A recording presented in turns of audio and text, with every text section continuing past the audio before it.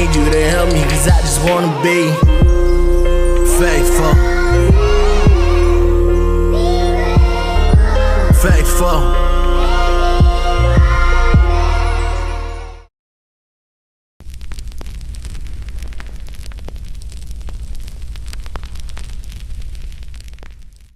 I'm going to introduce you from my point of view and just kind of let you introduce yourself. I've been talking with my wife about naming this the Smoke Eaters edition of my LifeAfter channel.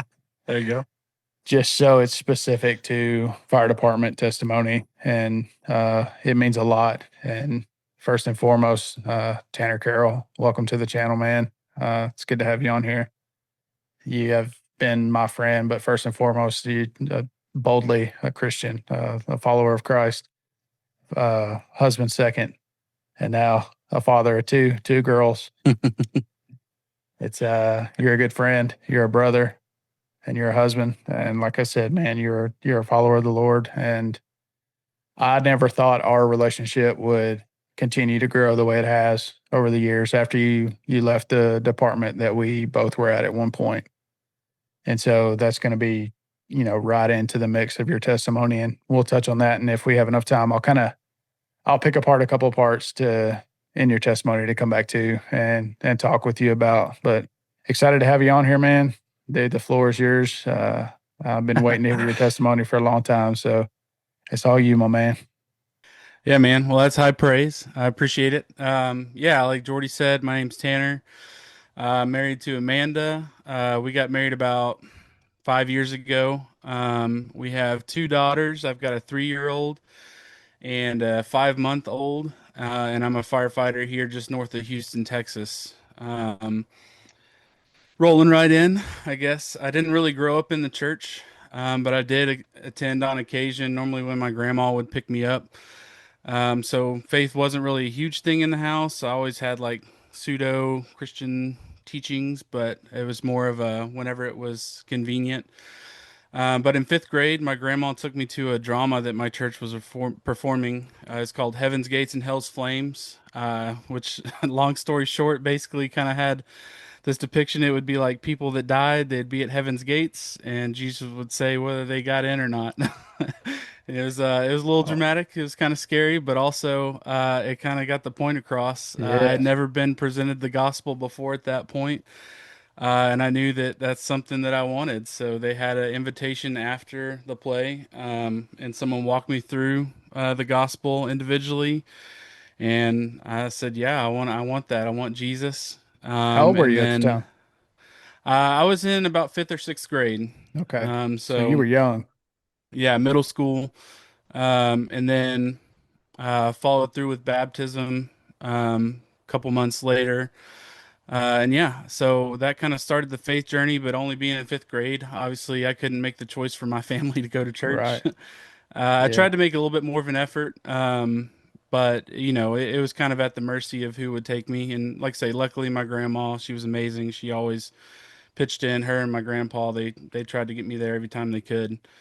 So around 8th or 9th grade, we had some family drama. I have an older brother, just stuff that was going on with him, which ended up being a good thing because it kind of drove my family to the church. We Yeah. had a new pastor join, and they decided to start going as a family. So that was right when I got to go into what we called the youth group at church. It was like the high school group.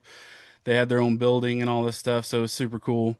And then pretty much got plugged in right in. And so once I could drive, I pretty much spent all my time at the church. Unfortunately, kind of my family stopped going, but I pretty much lived there. So between that football in high school, and then I did leadership as well. Pretty much every moment that wasn't in football or volunteering was spent at the church, which was good. And I actually ended up, I was even working there as a janitor at one point. Yeah. So, I Had you a mean, spiritual it was a babysitter.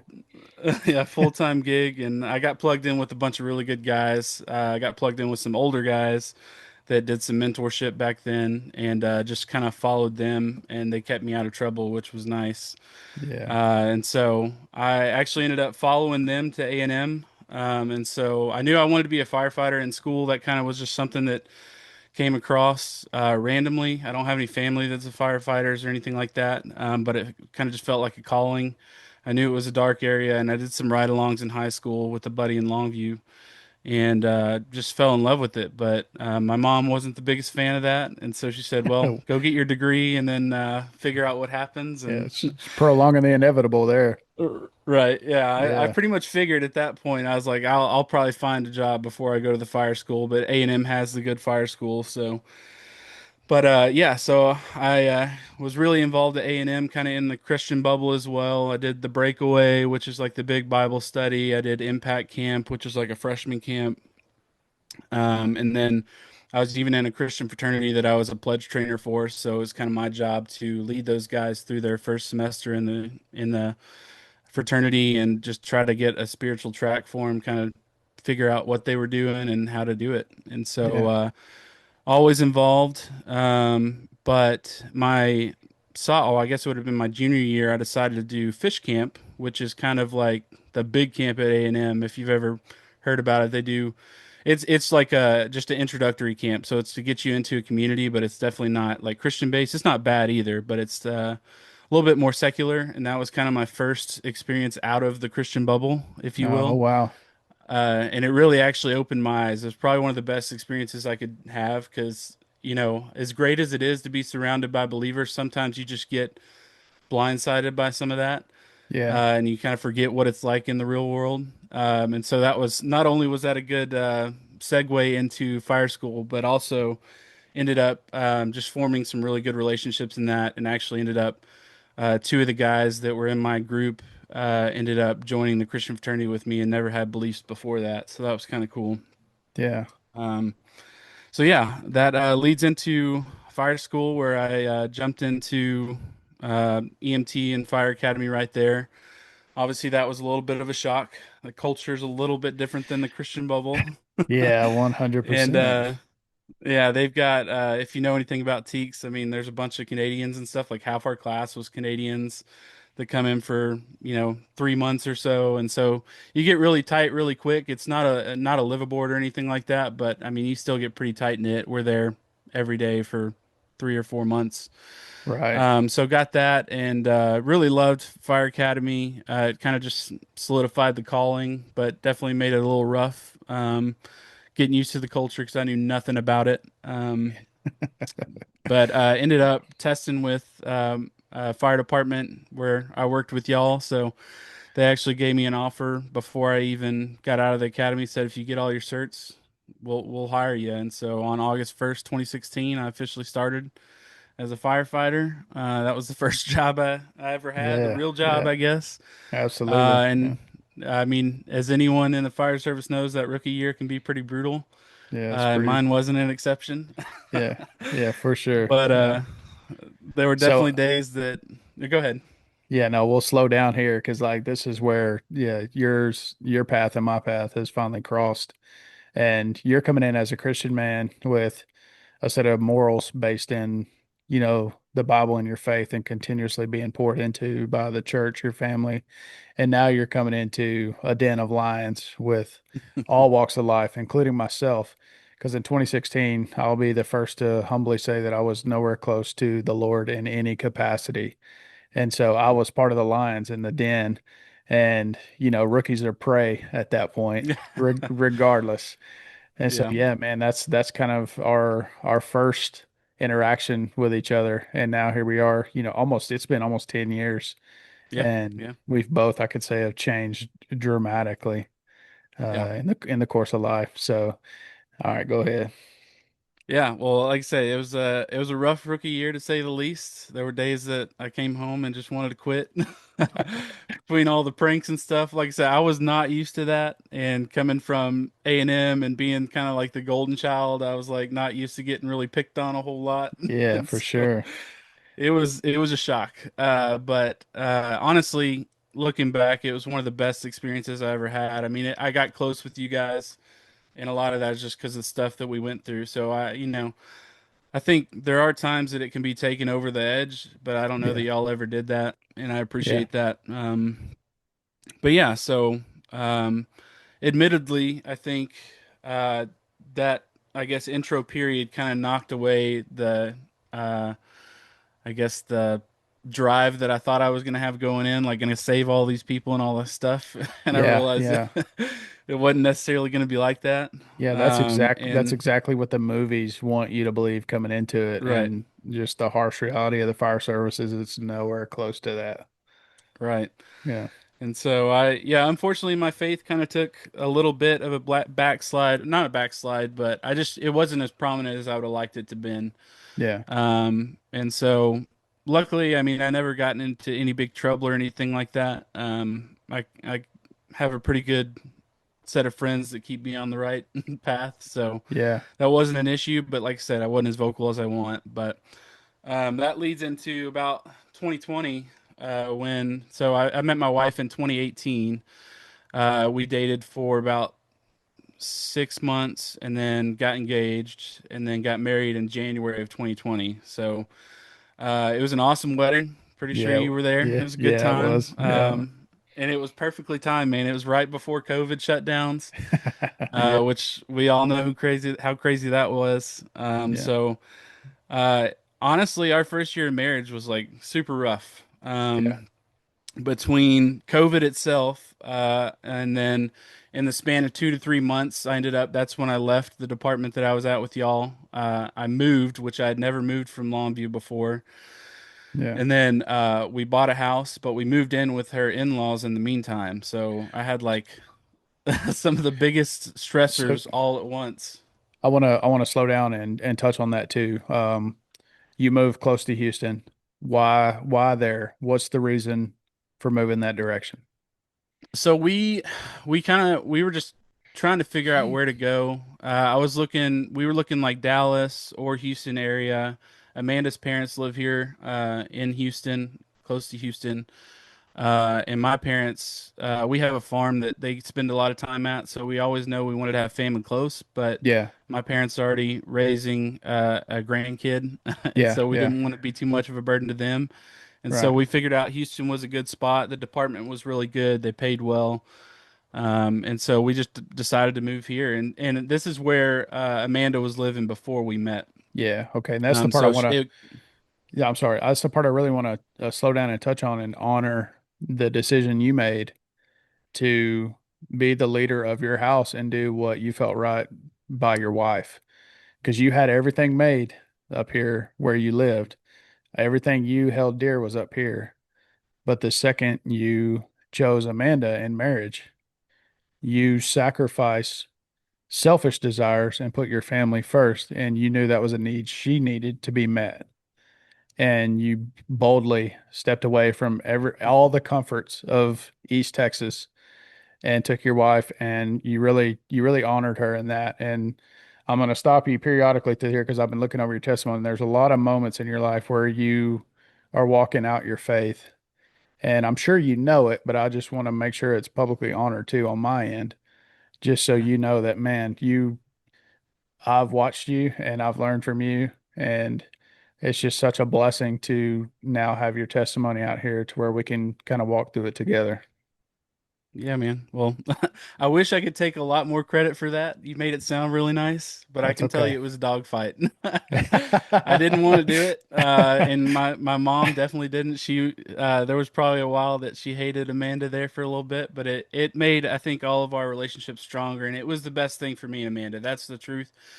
And I saw that early on that would be better for us.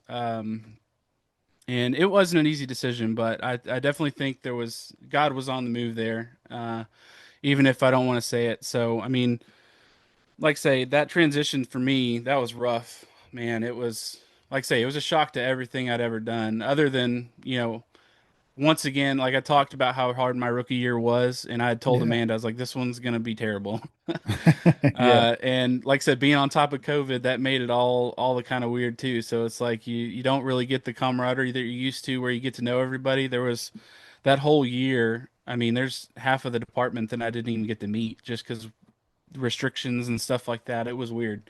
It was Yeah. a weird time, and it was a weird time for us. And unfortunately, that kind of drove us to isolation. It was good because we got to work on our relationship, but then we Right. weren't reaching out really at all with other people. So we lived with her parents for about It was probably about 2 months. We got out pretty quick, which her sister ended up moving in too. So I was the only one leaving the house. I was the only one that had I guess, Yeah. an important job enough.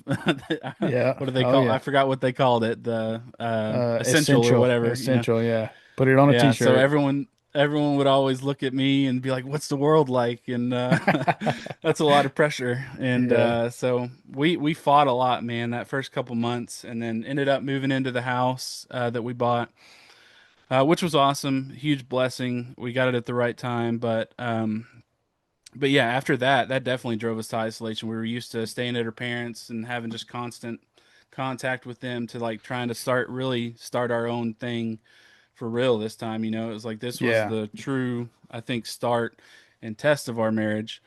Yeah. And in that time, I got real, I don't know, I got really negative. I mean, I kind of, looking back, I mean, that was kind of the start of where this mental health struggle started. I just didn't Yeah. see the signs. I started having a lot of anger built up, and I would take that out on Amanda. And so there was a lot of fighting, and I don't fight well. I'm one of those, I like to say mean things and then run off. Yeah. Yeah. And Amanda's like she wants to stay there and fight it out, and neither one of those are necessarily wrong. Yeah. But we didn't know that, and so it was just a bad combination. So begrudgingly, we joined some couples counseling, and through that, they gave us some tools to use here and there, and it helped a little bit. Yeah. It helped me with my anger. They tell me to breathe a little bit, and I'm like, yeah, yeah, I know, I can do that. So, Yeah. Sure. so it worked for a little bit, and then right after COVID ended, we ended up buying an RV and just traveling Texas. And so I like to say that we kind of self-medicated. Instead of living the stressful life, we just took Yeah. off and whenever we could. With our schedules, we have pretty favorable. We don't have to take off a lot of time to get a lot of time off. Yeah. Yeah. That's So right. we just traveled, man. We did the no kids lifestyle, and although we attended church, it was not a priority at all. I mean, it was one of those camping came first, and Yeah. then family, and then if we were here by chance, it was like we would go in, and so we never really got connected with that. And then on top of that, in all that chaos, I ended up picking up a pornography addiction. So that was a rough time. That I going into that, I didn't really think. I've always known that it was a bad thing, especially being in the faith since around fifth grade. Like that was something we're always told. And for some reason, I was told growing up, like once you got married, it's not going to be an issue. And Yeah. Yeah. so it just like, man, it just came out of nowhere. It seems like, which it didn't. It's always a slow fade, but honestly, I just kept like talking it down, like it's not really hurting anybody. It's not hurting my wife. It's a victimless crime, and that was Mhm. just a lie, man. And Amanda ended up actually catching me. She caught that browser history, and it. I thought it Yeah. was terrible. It was probably the worst day ever, but it was probably the best thing that could ever happen to us, Wow. honestly. And she broke down, and she thought it was something that had to do with her, and Yeah. that was like it hit me. I'm like, all right, like yeah, this like it had nothing to do with her. It was all me. It was all selfish stuff. And so, um, anyways, yeah. So she caught that, and then uh, with some accountability from some friends and through her, I was able to break that addiction. And one of the most powerful moments in our testimony, I think, as a couple was we were actually I was driving her to the airport, and she was going to be gone for like 3 or 4 days, and I Yeah. had looked at some pornography the night before, and I was like, man, I don't really want to tell her this because she's about to be gone. We're not going to really be able to talk about Yeah. this. Yeah. And it was just weighing on me. And I said, hey, I messed up and I want to tell you. And I know it's not a good timing. And she didn't cry. She looked at me, and I mean, you could tell she was hurt, but it was different this time. It was like, hey, I'm. She just basically said, I appreciate you telling me, and I forgive you. And that was it, man. It just like this weight like lifted off my shoulders. Yeah. Yeah. Absolutely. And that was probably one of the most powerful moments. For some reason, it was always, if I struggled, it would be, she would check in like every week or so. So I'd be like, oh, well, no, this week it wasn't bad, or this week, Yeah. hey, I Yeah. did something. But this was the first time I came to her and was like, hey, I messed up, and that just changed something in our Yeah. marriage, man. That was the next level. And it was so much freedom. Because Yes. I was so scared to tell her, and there were so many reasons I could have not. And Yeah. man, it was one of the best things that could have happened. That freedom there, and now there's a whole lot more communication open with that too. It's like Yeah. I see how she handled that, and she's amazing, and so I'm very thankful for her. So Yeah, man, dude, that's incredible to hear and to just learn from your perspective, but also from an outside perspective. And whoever hears this, and of course, that's what's so powerful about testimony is you're selflessly, giving up your darkness so that others can see a light and know that they can come out on the other side of it. And even for the wives or future wives listening to this, what example did Amanda set? Oh my goodness, dude. yeah, Like I said, reading your testimony over and over again, she is Christ on earth the best she she's a can. freaking rock star. That's right. Yeah. And Yeah, to just, I've always heard, just from, schooling and whatever, that don't shame them into quitting. Let them make the choice themselves, but meet them with grace. right. And she is just the perfect example of what grace looks like, man. That's really cool. Absolutely, man. So, but yeah, so that's been an awesome part of our testimony. And in 2022, we figured out that we were having our first daughter, Oh yeah. which we'd been trying a little bit, and so we were expecting, which was good. And man, they say that whenever you have that first kid, something changes. And Yeah. whenever I held my daughter for the first time, like something clicked. I was like, all right, this is different. Like I'm responsible for someone else. Like Oh marriage yeah. is one aspect of that, but you're marrying into someone that is a full-grown adult and they can make their own decisions. But Yeah. when you're handed a baby that literally is dependent on mom and dad, it's just, man, it hits. And so yeah, I actually one of my friends told me about a book. It's called Dad Tired and Loving It. And it's a guy that started a ministry. It's a podcast for dads, and basically the book just kind of said, "Hey, it's okay to not know what you're doing. There's a bunch of guys out there that feel like that as well." Yeah. And I was like, "All right, okay, I'm good," because That I'd kind resonated, of been huh? on, yeah, I'd been on this upward trajectory, at least with faith stuff, like I said, with Amanda and all that stuff. But I was like, man, this is a different level. A kid is a different level. So it definitely was. It was a good book to read, and they have an awesome community that you can join in on. They have their own app and stuff like that, and then, like I said, a weekly podcast. So I just started digging into that, and ended up they had an annual retreat that they do. And man, it was life changing. I decided to go. It was in Arkansas the first year, and there was probably about 150 guys there, and all dads, and they led worship and stuff like that. And it's just, man, hearing a room full of men, like there's no women at this place Yeah. at Yeah. all. And it's like we're all just sitting there worshiping. Most of us don't know what we're doing, but we're all trying to go the same way. Yeah. Yeah. Um, How long was the retreat? so it's just a weekend. So they do, I Okay. guess, 3 days, Yeah. Friday Yeah. through Sunday. Um, but yeah, man, that was life changing, and that was early on in Harper's. She was probably, I don't know, 6 months old when I went, something like that. Wow. And so with that new responsibility, it kind of lit a fire under me to start taking faith seriously again. Yeah. And so we decided to make church a priority, and we actually, like I say, we'd been camping a lot, and we'd kind of put, if we don't have a camp time planned, we'll go to church. But now it was like, Yeah. no, we're not gonna intentionally skip a Sunday Yeah. when we have the opportunity to go to church. And so we Wow. got really plugged in with a local church. Um, and then we actually ended up doing a marriage ministry at a different church called Reengage, which if you've ever heard about it, it's a marriage ministry. It's incredible. And basically, it's like a 16-week program. And it was, uh, man, it was just what we needed. Like, we had been doing some couples counseling and stuff like that, but this ministry, like, it it tied it in with Christ, which is what Yeah. I think we were lacking. It's really hard, unfortunately, to find a good Christian counselor. Yeah. So it's like you pick one or the other, and it can be kind of rough. But this curriculum that they use at Reengage really just knocks it out of the park, man. And they help you learn communication and things like that, and then tying everything in with Christ. Yeah.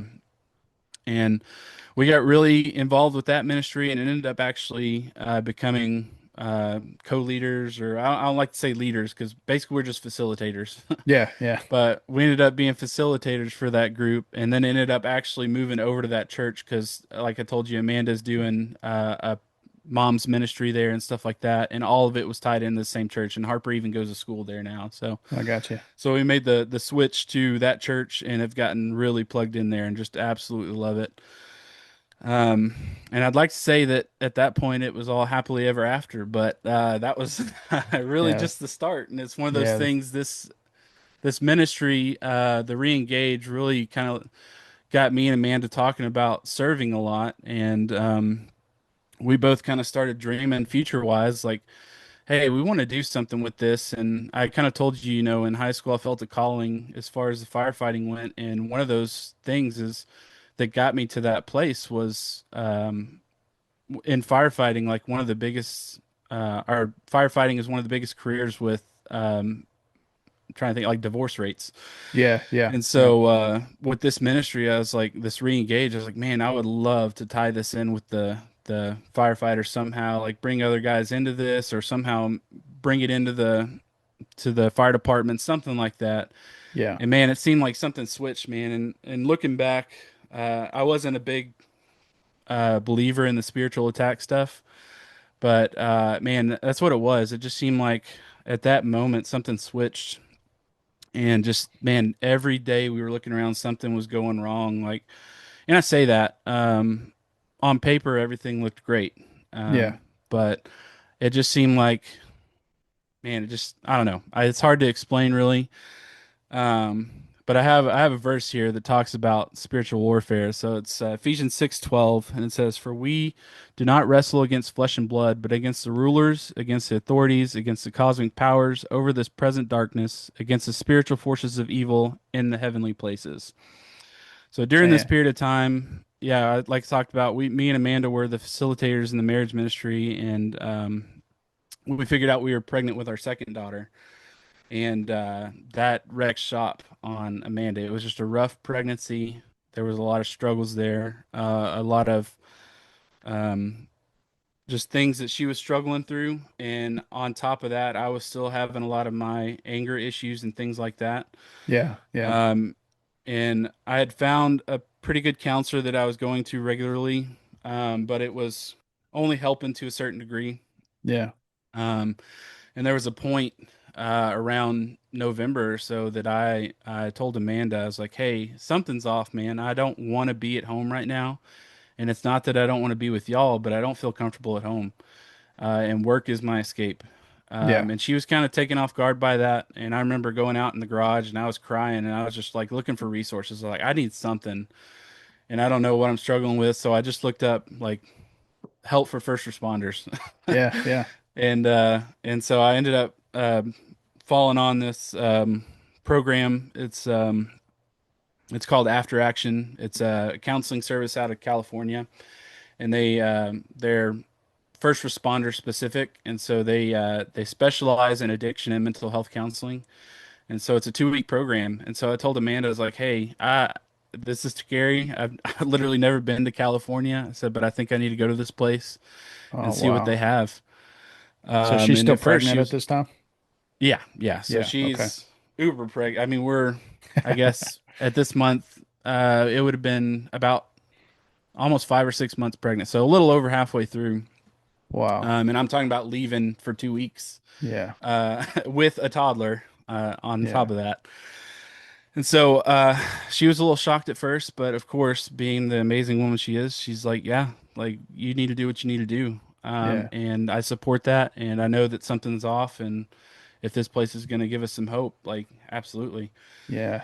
And so I went, and basically while I was there, that was probably the first time that I'd ever had 2 weeks off of work straight, like not having to worry about anything. So that was Oh, kind of yeah. weird in itself, but learned a lot about myself, learned a lot about my struggles. They diagnosed me with PTSD, anxiety, and depression. Yeah. And so we kind of worked through that. And a lot of that was from family trauma in the past that also made it kind of weird because a lot of this counseling and stuff, it's like talking about how the job's rough. And I'm starting to realize that a lot of us firefighters, we take the job pretty well. It's the other stuff we don't deal with as well. So it's when we Yeah. take it home, Yeah. and then it's kind of this combination of stuff that makes it really weird. But so I went and did that. They call it a 2 week tune-up. It's basically just deep dive counseling and therapy. They have a bunch of group therapy, things like that there. And Yeah, so when I got back, unfortunately, Amanda, being here alone, she didn't get to work on any of that stuff she was going through. Yeah. And so Yeah. I kind of came back into the same environment as before. And so now I had these skills. I'd realized that I was using anger as my primary emotion, but it's not a primary emotion. Anger is a secondary emotion. And so That's right. I had started moving into some of these, like, all right, well, this makes me feel this way, this makes me feel that way. And Amanda's amazing, but she didn't have that same intense counseling that I had. Yeah. And so we kind of went back to business as usual on our fighting stances, I guess. And there was a night that it just kind of got too far, and I told her, I was like, "Hey, I'm done." And ended up like we were kind of fighting in bed, and then I went and grabbed a gun, and unfortunately, that was the choice I made. I felt like there wasn't any other option, and my brain was just shut off at this point. And I was like, "Hey, I know how to end that." Yeah. And Yeah. luckily, she stopped me, and I'm pretty sure she called you, and then she called my Yeah. family as well. Yeah. And I'm just crying, man. I was like, I don't know what I'm doing, and I think it sucks looking back at that because I definitely put my wife through some trauma on that. Yeah, for sure. And she's having to work through a lot of that now. But it was a turning point for sure. I think she realized this wasn't just like a normal run-of-the-mill fight, and this wasn't a run-of-the-mill issue. Because before going to after action, I mean, the depression and stuff was one thing, but the suicide was never an option, and something had clicked that made that an option, and we know that wasn't a good place to be. So Yeah. Um, we managed to make it through that, and we told some close friends and family what was going on, and luckily we were surrounded by an amazing community of people, and I had people checking in on me left and right, man. So it was really nice. And yeah, I mean, I look back and sometimes I'm like, where was God in all of this? Yeah. Yeah. And but just kind of like you said, there's so many points that he was there. I mean, Right. Right. from where Amanda stepped in on different things, and then like I said, even a random Google search, finding what I found. Yeah. I mean, all this pain and struggle has definitely brought us closer together, and I wouldn't wish it on anyone, but I would say that it's worth it, knowing that if someone gets something from the story and decides to reach out, or if it changes their life, I mean, it doesn't matter if it does or not, but I know that God has a purpose in it. Absolutely. Um, and this is one of those things. It's going to be a lifelong journey. It's not all over yet, and I feel like we hear a lot of that in testimonies, which that's great. That's awesome. Yeah. But also, there's people out there that are just living life, and that's okay. I mean, we talk about um, living in a community and things like that. We read the Bible, and we hear people going through these struggles. I mean, you go through Psalms, and you hear David literally talking about like why am I feeling this way? Why am I Yeah. downcast? All that stuff. He's had literally having a mental health struggle. That's right. Yeah. He's just yelling it out to the Lord, and That's it. I think that's okay to have that. So, Yeah, for sure. um, but yeah, man, and so this is kind of where we're at. This kind of brings us to today.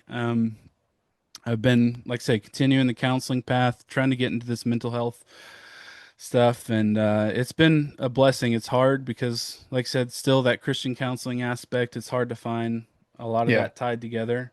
But I'm starting to find some resources on that, and just starting that journey, man. Just talking to people about it is one of the other things too. Like with a lot of counseling and mental health, they definitely prioritize self, Yeah. and I don't think that's all bad, but I think there's a second part to that too, which is just service and Right. healing. And I think with that healing, you've got to reach out and you got to help other people.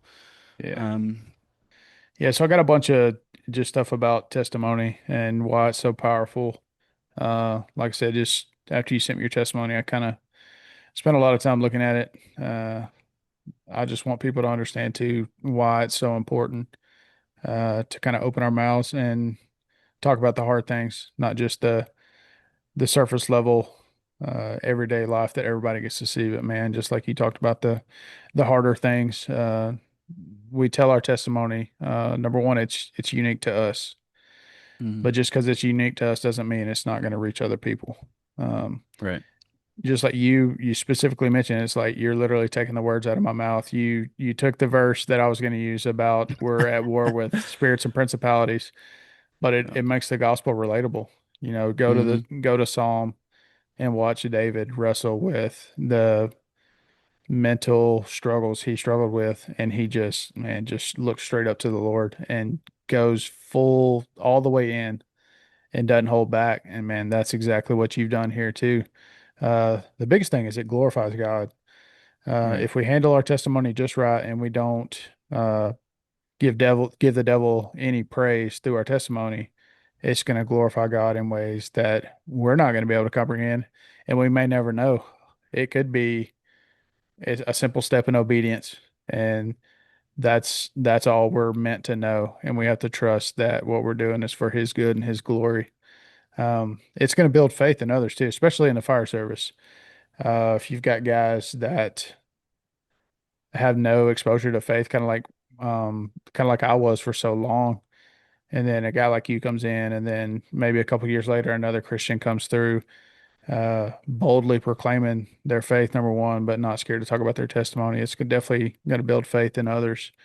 We see that with Paul. I mean, Paul's kind of Hmm. like the pillar of testimony. Uh, he gave his testimony several times in certain ways and all throughout Acts. My favorite one is when he's before King Agrippa and he tells him who he was, who he is when he met the Lord, and now who he is after. And Hmm. ultimately, you know, it didn't really go in his favor. But man, just to stand up there and no matter what, just show his faith and utter it with his words, it's just crazy.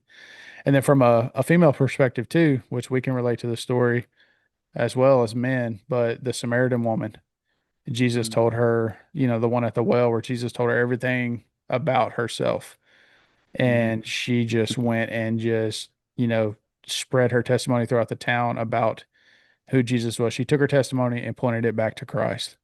And that's Right. just, there's so many other examples in the Bible. John 9:25, the man born blind. The Gerasene demonic, Mark chapter 5, verses 18 through 20. Hmm. I mean, just I've got so many written down. And I think my favorite verse with this is Revelation 12:11. And I'll quit talking after this one because this will be kind of this is a silencer here. They overcame him being the devil, by the blood of the Lamb and by the word of their testimony. And you're doing that every single day. Um, it's been it sounds like it's been a pursuit for you. And then you came into Absolutely. marriage and the devil attacks you where God's meant to use you the most. And it seems like that's exactly what he's doing. But y'all have held fast. Uh, you have shown what a covenant's supposed to be, and it ain't glitter and glamour. You know, it's Right. rough and it's hard, and it breaks my heart that y'all have to go through that. But at the same time, man, look what it's doing. Yeah, I mean, looking back, it definitely all these struggles had the potential to destroy our marriage. But the grace and protection of God has just been prevalent. Like I said, looking back, it can be easy to say where was God in all of it, but then when you actually look back, you see all the things that He placed in our lives. And I mean, one of the things is just like establishing that community before all this stuff got really bad. I think if we hadn't done, the classes that we did, the re-engage and met the Yeah, couples and got tied in with our church before, I mean, it would have been a lot harder to be where we're at right now. I mean, right. one of the things that I had, one of the things, Galatians 6:2 talks about bearing each other's burdens and fulfilling the law of Christ. And unfortunately, before, that's something I wasn't doing. I was going to church, but I wasn't telling anybody what I was going through. I was trying to be the good Christian. Yeah, yeah, And I think there's been a lot of reward, maybe not the right word, but a lot of progress, I guess, in opening up about that and just being honest with people. And a lot of times people don't know what to tell you, but that's not why it matters anyways. For one, it's getting it off your chest, and like I said, we're bearing each other's burdens. They Yeah, may not man. have all the right answers, and that's okay. And then also in that, you give people a chance to point you back to Christ too. Whenever you're Yeah. in your own mind, it's just it can be really hard to say take that reset, and so you need someone else saying, "Hey, like, what's Christ doing in your life right now?" And you'd be like, "Well, I don't know. I'm not paying attention." Yeah. And so Wow. it gives you that kick to the teeth that you That's need. so real. And yeah, man. So it like I said, it stinks that that's what we've had to go through. But honestly, it's made us stronger, and it's given us a little bit more of a drive to help other people through this too. I mean, especially in today's culture where marriage is just kind of a thing. Yep. It's Yep. it's not really meant as a covenant, and it just gets trampled on, man. And in the fire service as well. I think probably 80% of the guys I work with are on their second or third marriage, and Yeah. Yeah. it's just a thing, man. It's a status, and that's it. But Yeah. God says it's a lot more than that, and it's supposed to be a living testimony of Him. And uh, I think we're trying to live that out, and not perfectly by any means. Yeah. But hopefully, we get to point people to Christ in that and what we've done. Yeah, man. That's perfect. Dude, well, I thank you so much for coming on here and boldly sharing your testimony and your faith. I think I'll pray us out, man, and we'll let you go and get going back to them sweet baby girls. Absolutely, man. Yeah. All right. Lord, we love you. We just thank you for the opportunity for Tanner's sharing of his testimony, that you've instilled in him a boldness to proclaim his faith and walk out his faith in the day to day, Lord. Thank you for his example so that others may know you through that example. And may he always use his testimony to point others to you and to also show them grace the way you have showed him grace, showed all of us grace. We thank you for that. And Lord, we just humbly submit ourselves before you and to continue this path of leading others to Christ. And it's in his name I pray. Amen. Amen, man. All right, dude. I love you, man. I will, Love you yeah, too. yeah, let's keep in touch. Absolutely. Faithful.